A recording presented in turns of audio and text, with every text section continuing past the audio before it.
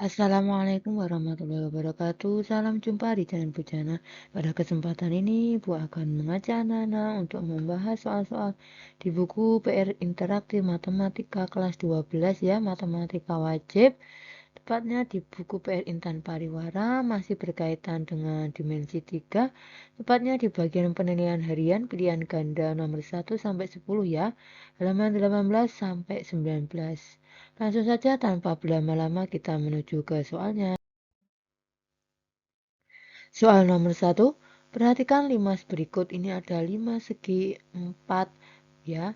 Titik sudut yang terlihat di luar bidang TPH adalah titik-titik.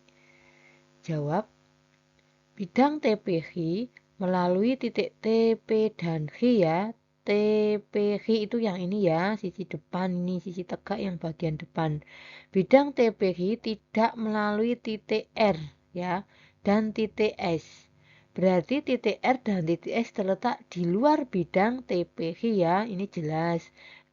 Titik titik S dan R itu kan di luar bidang TPH ya. Jadi titik yang terletak di luar bidang TPH adalah titik R dan titik S. Jadi jawabannya yang C. Selanjutnya untuk soal nomor 2, perhatikan balok berikut. Ini ada balok A, B, C, D, E, F, G, H. Titik P merupakan perpotongan antara diagonal AH dan diagonal DE. Cermati pernyataan berikut. 1. Titik P terletak di luar bidang ADHE. 2. Titik P terletak pada bidang ACGE. 3. Titik P terletak pada bidang ABGH. 4. Titik P terletak di luar bidang BCHE. 5. Titik P terletak di luar bidang CDEF. Pernyataan yang benar adalah kita disuruh memilih pernyataan yang benar berdasarkan keterangan di soal ya. Jawab, titik P pada balok A, B, C, D, E, F, G, H disajikan seperti berikut ini ya, disajikan pada gambar ini. Nah, ini titik P itu terletak antara perpotongan diagonal AH dan DE ya. Ini titik P-nya. Kedudukan titik P terhadap bidang ADHE. ADHE itu yang ini, ADHE. Titik P terletak pada ruas garis DE. Sementara itu, ruas garis DE terletak pada bidang ADHE. Dengan demikian, titik P terletak pada bidang ADHE. Berarti pernyataan 1 salah ya, ini kan di luar. Yang benar itu kan terletak pada bidang ya. Berarti 1 salah. Keterangan yang kedua, kedudukan titik P terhadap bidang ACGE. ACGE berarti ini ya, diagonal ruang ini. Bidang diagonal ruang ini. Bidang ACGE melalui ruas garis AC, CG, EG, dan AE. Oleh karena titik P terletak di luar keempat ruas garis itu, maka titik P terletak di luar bidang ACGE. Pernyataan 2 salah ya, ini yang 2 kan pada, tapi sebenarnya yang betul itu di luar ya, berarti 2 juga salah. Yang ketiga, kedudukan titik P terhadap bidang ABGH. ABGH itu yang ini. Titik P terletak pada ruas garis AH, sementara itu ruas garis AH terletak pada bidang ABGH. Dengan demikian, titik P terletak pada bidang ABGH. Pernyataan 3 benar ya. Pernyataan yang ketiga ini benar. Yang keempat, kedudukan titik P terhadap bidang BCHE.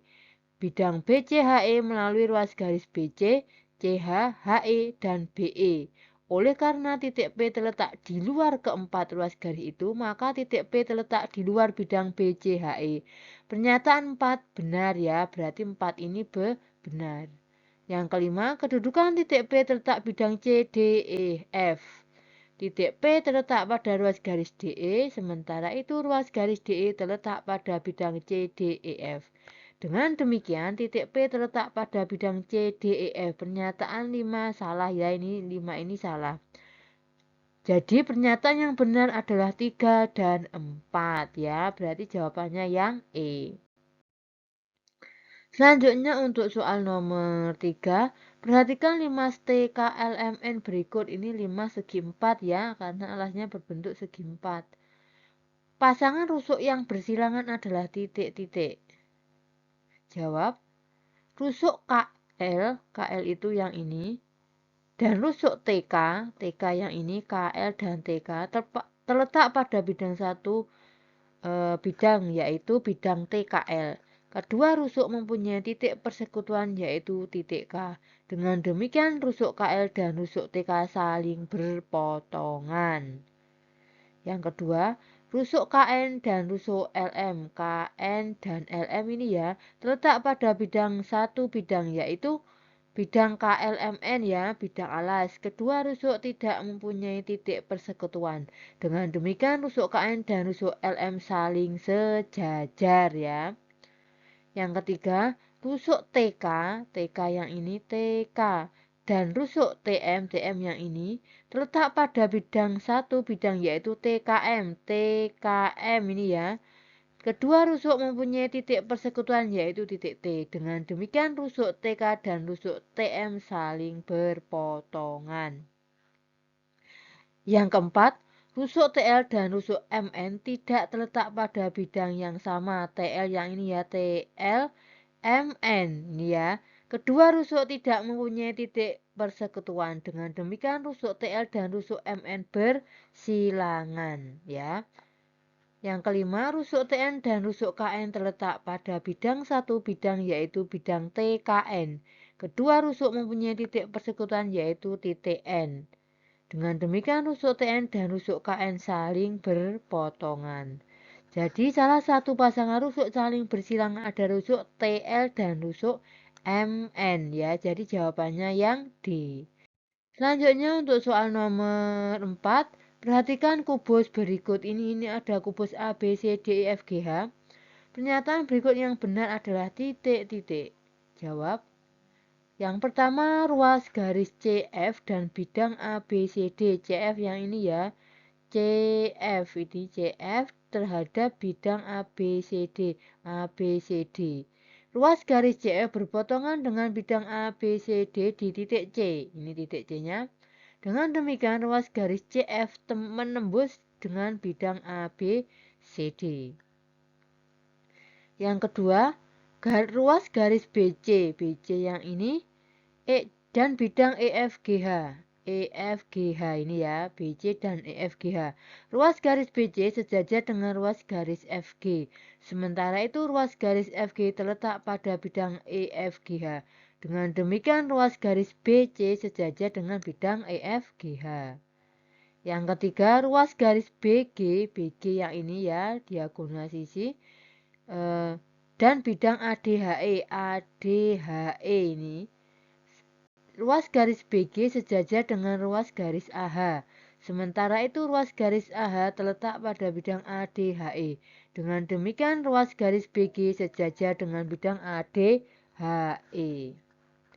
Yang keempat, ruas garis BE dan bidang ABFE. BE ini ya, diagonal sisi, dan bidang ABFE, ABFE. Ruas garis BE terletak pada bidang ABFE. Yang kelima, ruas garis BF, BF yang ini, dan bidang BCHE, BCHE ya, diagonal ruang, bidang diagonal ruang. Ruas garis BF berpotongan dengan bidang BCHE di titik B. Dengan demikian, ruas garis BF menembus dengan bidang BCHE. Jadi pernyataan yang benar adalah pilihan yang C ya. Yang C ini ruas garis BG sejajar dengan bidang ADHE. Jadi jawabannya yang C. Selanjutnya untuk soal nomor 5, perhatikan 5 T, A, B, C, D berikut. Cermati pernyataan-pernyataan berikut ini ada 4 pernyataan ya. Pernyataan yang benar adalah titik-titik. Jawab. Pertama kita identifikasi dulu ya. Kedudukan titik BC terhadap TAB. TAB ya, BC yang ini, TAB yang ini. Ruas garis BC berpotongan dengan bidang TAB di titik B. Dengan demikian ruas garis BC berpotongan dengan bidang TAB. Sehingga pernyataan satu ini benar ya. Pernyataan yang pertama ini benar. Yang kedua, kedudukan AB terhadap TCD AB yang ini TCD yang ini ya. Ruas garis AB sejajar ruas garis CD. Sementara itu, ruas garis CD terletak pada bidang TCD. Dengan demikian, ruas garis AB sejajar dengan bidang TCD. Pernyataan 2 salah ini ya. Di sini berpotongan, yang benar itu adalah sejajar. Yang ketiga, kedudukan TC terhadap ABCD. TC yang ini ABCD itu alas ya. Ruas garis TC memotong bidang ABCD di titik C. Ruas garis TC berpotongan dengan bidang ABCD. Pernyataan 3 salah. Selanjutnya yang keempat, kedudukan BC terhadap TAD. TAD yang ini ya. Ruas garis BC sejajar ruas garis AD. Sementara itu ruas garis AD terletak pada bidang TAD. Dengan demikian ruas garis BC sejajar dengan bidang TAD. Pernyataan 4 benar ya. Berarti 1 dan 4 itu benar. Jadi pernyataan yang benar adalah 1 dan 4. Jawabannya yang C. Selanjutnya untuk soal nomor 6, perhatikan balok berikut. Ini ada balok PQRSTUVW. Hasil perpotongan antara bidang PQVW dan bidang QRWT adalah titik-titik. Jawab. Hasil perpotongan kedua bidang disajikan seperti berikut ini. PQVW. PQVW ini ya, PQVW. Dan bidang QRWT. QRWT ini. Bidang PQVW dan bidang QRWT pada garis QW. Ini garis QW-nya yang ini ya. Jadi hasil perpotongan adalah garis QW. Jadi jawabannya yang A. Selanjutnya nomor 7. Diketahui bidang alfa dan bidang beta berpotongan pada garis G. Titik A merupakan titik potong antara garis G dan garis H.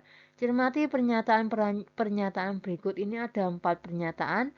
Pernyataan yang benar adalah titik-titik. Kita disuruh mencari pernyataan yang benar. Jawab. Bidang alfa dan bidang beta disajikan seperti berikut. Kita gambarkan ini adalah bidang alfa, bidang beta. Ya. Sedangkan titik A merupakan titik potong antara garis G dan garis H. Ya, titik A yang ini perpotongan antara garis G dan garis H. Berdasarkan gambar di atas diperoleh titik A terletak pada bidang alfa. Ini titik A-nya yang ini ya.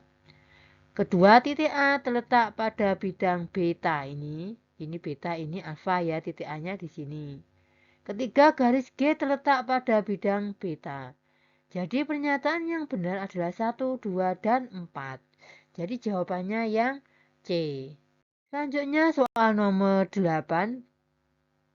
Balok KLM OPQR mempunyai panjang rusuk KL 16 cm, LM 12 cm, dan MH 10 cm.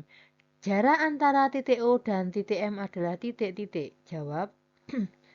Balok KLM OPQR disajikan seperti berikut. Ini gambarnya ya. KL 16, LM 12, MH 10 ya.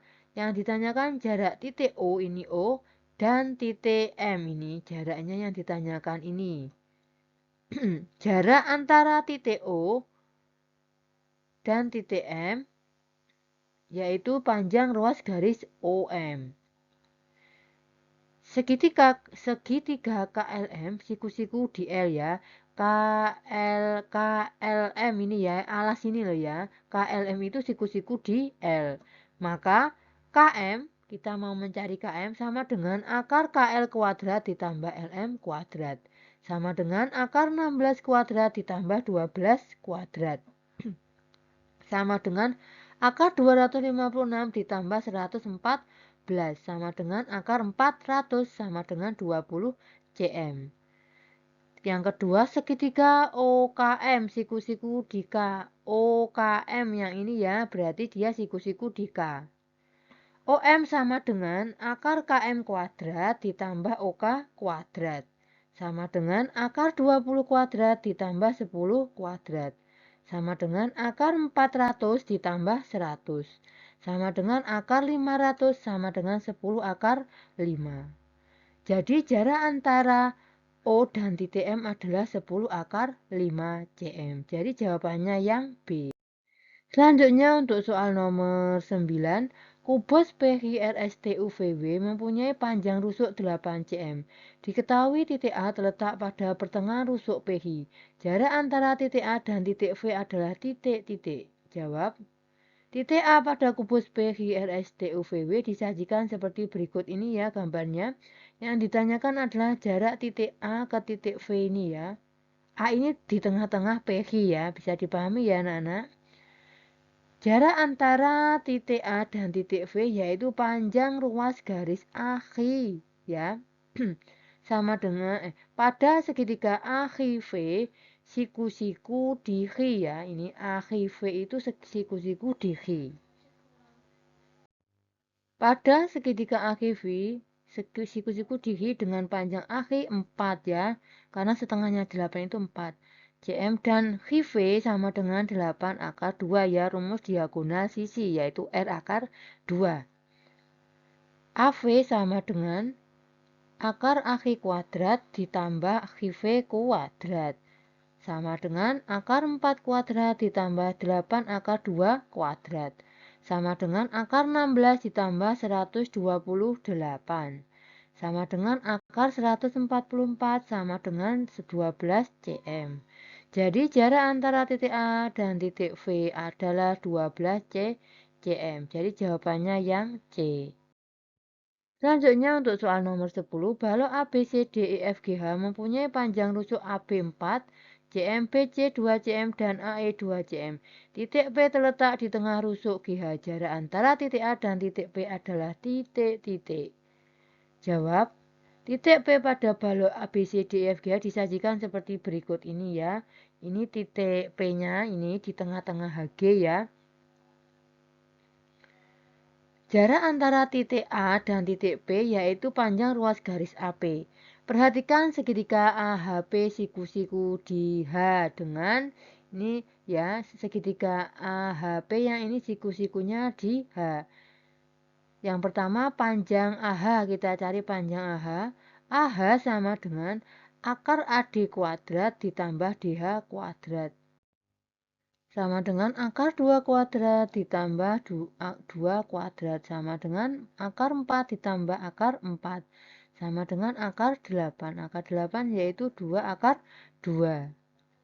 Yang kedua panjang HP. Panjang HP sama dengan setengah CH dan sama dengan setengah kali 4 sama dengan 2 cm. Selanjutnya yang ketiga kita mau menghitung panjang AP. AP sama dengan akar AH kuadrat ditambah HP kuadrat. Sama dengan akar 2 kuadrat ditambah 2 kuadrat. Sama dengan akar 8 ditambah 4 sama dengan akar 12. Akar 12 yaitu 2 akar 3 cm. Jadi jarak antara titik A dan titik B adalah 2 akar 3 cm. Jadi jawabannya yang D. Demikian anak-anak untuk pembahasan soal penilaian harian pilihan ganda nomor 1 sampai 10. Jika ada kesalahan ibu dalam menghitung, tolong dikoreksi di kolom komentar. Dan jangan lupa di like, komen, dan subscribe ya anak-anak. Terima kasih. Wassalamualaikum warahmatullahi wabarakatuh.